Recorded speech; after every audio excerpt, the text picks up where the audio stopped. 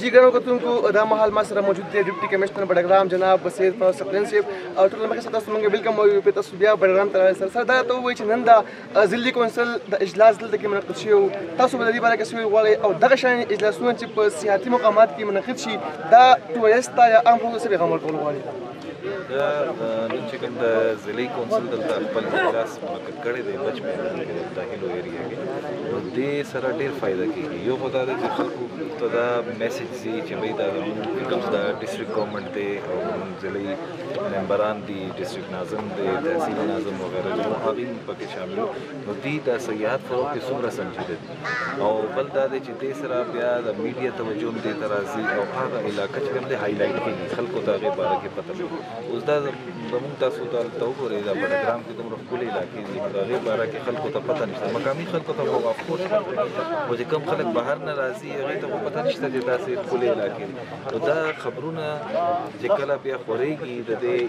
ریپورټینګ کېږي نو دې سره د دې اهمیت د دې اجلاس دا دی چې دې سره خلکو ته انفارمیشن ملوي دې علاقو بیا به ستاسو دلته ټورسټ هم به راځي هغه دې علاقو ته به راځي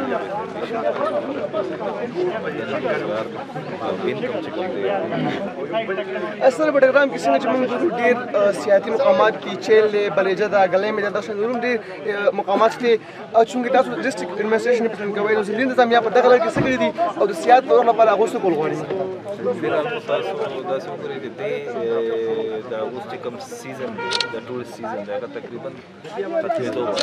او دې طرف ته د علاقې چې کوم دي دې طرف ته زیات تر پهله ټورسټ چې کوم راغلی چې دې سیزن کې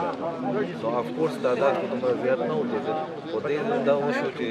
زموږ د خلکو کې پاکستان دیګر علاقې کوم خلک دي هغوی ته دا خبره ورسېده چې بهی دلته دا علاقې کم خلک ټورسټ دلته راغلي دي نو ضلعي انتظامیه او ضلعي پولیس چې کوم دی هغوی لپاره سکیورټي بندوبست هم کړی دی او هغوی لپاره علاقو کې چې کوم دی تاسو د طلایي علاقې کې هغه پاډس چې کوم دي جوړ شوي دي همیش لپاره او موږ هغوی ته انفارمیشن هم مهیا کوو چې کوم خلک موږ سره رابطه کوي هغې ته هم ورکوو چې کوم هلته مقامي علایي علاقه کې یا بډګرام علاقه کې چې کوم د اے سی او قسم د تحصیلدار آفس دی او هغوی ته هغه ټول انفارمیشن ورکوو هغوی ته موږ د علاقې روټ باره کې انفارمیشن ورکوو او ټول هر قسم چې څومره موږ تعاون کېدی شي څومره د هغې ګایډنس کېدی شي